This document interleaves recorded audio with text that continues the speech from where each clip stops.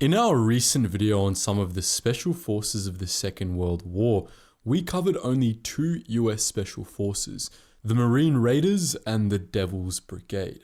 Of course, there were others, and US Special Forces obviously go beyond World War II, so in this video, we're going to outline the history and the current state of them.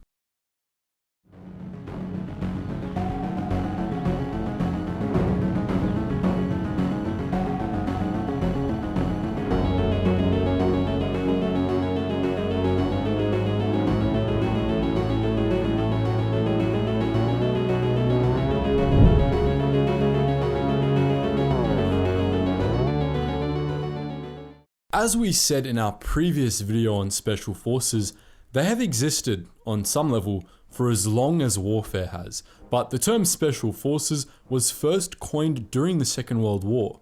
With that said, US Special Forces can follow some of their roots to the colonial period. The United States Army Rangers, a special operations unit still running to this day, for instance, has some roots in the 17th century.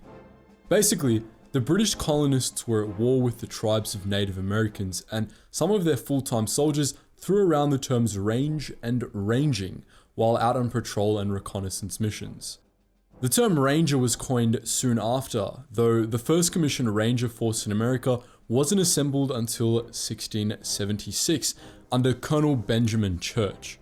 With the aid of friendly Native Americans, Church tailored the Rangers to fight like Europeans and Native Americans both, and the unit was employed in conflicts such as King Philip's War against other Native Americans, King William's War, and Queen Anne's War. In 1751, 9 Ranger companies were mustered for the French and Indian War under colonial frontiersman Major Robert Rogers, and these men were issued standard rules, deemed Robert Rogers' 28 Rules of Ranging, which are still provided to modern Army Rangers today. Lastly, during the American Revolution War, a unit known as Knowlton's Rangers carried out non-combat operations, inspiring modern intelligence organizations. It could also be argued that the US Marine Corps, or USMC, employed unconventional tactics in the 1800s and early 1900s too. The USMC has roots in the American Revolutionary War, in which the Continental Marines undertook amphibious landings and excelled in ship-to-ship warfare, making use of their exceptional marksmanship. And during World War I, the USMC served in the American Expeditionary Force, earning a reputation as a daring shock trooper force, comparable with the German stormtroopers, the Italian Arditi, the Austrian Jagdkommandos, and other units in kind. Hence why the USMC might be considered a special force up to this point in history. Special Forces took it up a notch for World War II, laying the groundwork for Special Forces as we know them today. Again, we covered the Marine Raiders and the 1st Special Service Force, or Devil's Brigade, in our previous video, so we're not going to expand too much on them now. But don't worry, the US military employed many other special forces throughout this terrible conflict. As we discussed, the concept of the US Rangers has some roots in the 17th century, though it was basically reimagined in 1942 and in no small part inspired by the British Commandos. Some 50 US Rangers fought alongside the Commandos in the Dieppe Raid, becoming the first American soldiers to fight on the ground in Europe. And they also fought elsewhere in France, in Italy, in North Africa, and in the Pacific Theatre.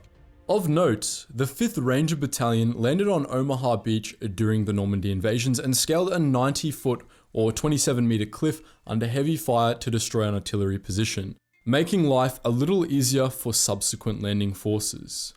In the Pacific, the 6th Ranger Battalion spearheaded the invasion of the Philippines and raided the Japanese POW camp known as Cabanatuan, an operation which was supported by the Alamo Scouts, a 6th Army Special Operations unit raised in November 1943 that conducted intelligence and guerrilla operations in not only the Philippines but also New Guinea, all without losing a single man. Out of the Rangers in the Pacific Theatre, Merrill's Marauders were formed. Led by Frank Merrill, the Marauders were a unit which specialized in long-range penetration operations and jungle warfare, and they fought all through the China-Burma-India theater against the Japanese, often with inferior numbers, making good use of light weaponry, and far better than a gun, Japanese-American translators. While greatly successful, the jungle eventually chewed them down and the unit was disbanded on the 10th of August 1944. While not solely a combat-orientated Spec Ops unit, the Office of Strategic Services, or OSS, was formed on the 13th of June 1942 and had more typical Spec Ops units called operational groups within it. Members of operational groups, as opposed to other OSS operatives, often wore military attire and undertook sabotage and guerrilla operations behind enemy lines throughout Europe and the China-Burma-India theatre. Some of these operational groups took part in Operation Jedburgh, in what were called Jedburgh teams, and some even trained and supplied non-US allied forces, such as Chinese forces fighting the Japanese in Burma. Other Spec Ops units which served in World War II included Navy Scouts and Raiders, Navy Combat Demolition Units, Underwater Demolitions Teams, the 1st Air Commando Group, the 1st Alaskan Combat Intelligence Platoon, or Kastner's Cutthroats, the Alaskan Scouts or Eskimo Scouts, Marine Parachute Battalions or Paramarines, the USMC Amphibious Reconnaissance Battalion, the USMC Scout and Sniper Company, Navy Beach Jumpers, and likely a whole lot more that we might have missed. Now, as we've alluded to, some World War II Spec Ops units still exist. Some exist under different names, and some, despite dissolution, inspired modern Spec Ops units. Exactly how all of this went down is beyond the scope of the video, but we can look at a few examples, drawing from Spec Ops units we've mentioned so far. We said we wouldn't expand too much on the Marine Raiders in this video, but it's worth mentioning that after they were deactivated in 1944, the Raiders were revived as the Marine Special Operations Regiment in 2006 and renamed the Marine Raiders in 2014, serving under the USMC Special Operations Command, to which they remain the principal combat component. The Raiders engage in a variety of operations, including but not limited to special reconnaissance, counter-terrorism, counterinsurgency, maritime interdiction operations, and clandestine operations. The modern US Army Rangers have operated since 1942 without dissolving, taking part in the Korean War and Vietnam War after the Second World War, and Operation Eagle Claw, the Persian Gulf War, and other conflicts, such as the still raging Iraq War after that.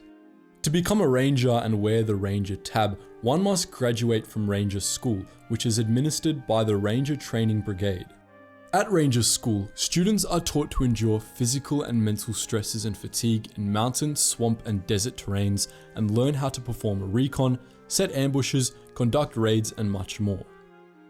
As the 5,307th Composite Unit, or Merrill's Marauders, came out of the Rangers, so too was it assimilated back into the Rangers in August 1944, as part of the 475th Infantry. After the war, in June 1954, the 457th was redesignated the 75th, from which the 75th Ranger Regiment descended. Following its dissolution in September 1945, the OSS was superseded by the Central Intelligence Agency, or CIA, and the CIA sustains similar operational units administered by the Special Activities Center, or SAC, to this day. It's also important to note that OSS operational swimmers paved the way for the Navy SEALs of the US Naval Special Warfare Command, or NSWC.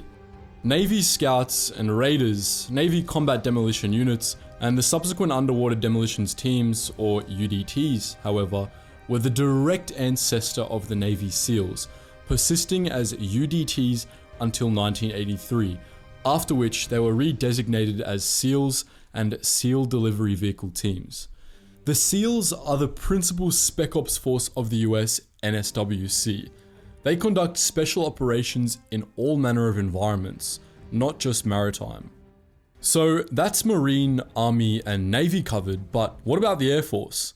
Well, the 1st Special Operations Wing of the US Air Force Special Operations Command traces its lineage to the US Army Air Force 1st Commando Group, which supported long-ranged penetration operations in Burma and can trace its own lineage back to before World War II, to the Army Air Service's 16th Pursuit Group specifically.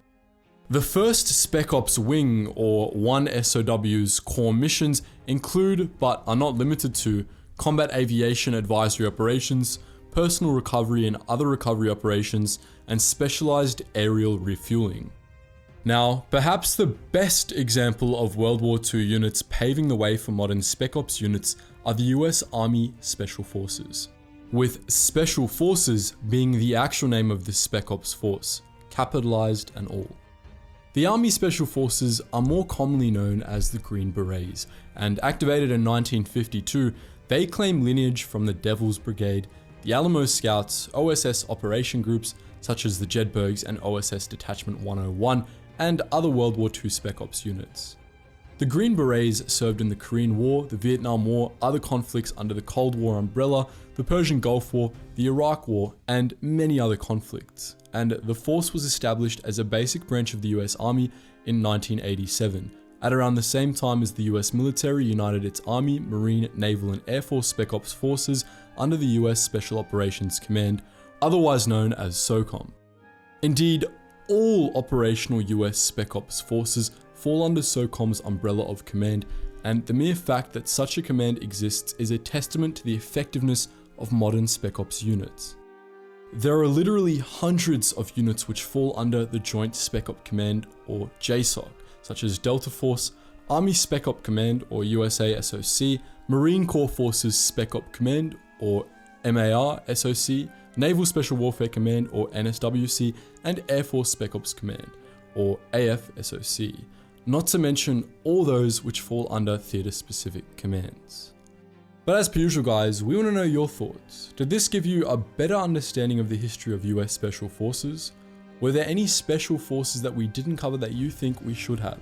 Were there any we did cover that you think weren't true Special Forces? Do you disagree that US Special Forces have at least some 17th century roots?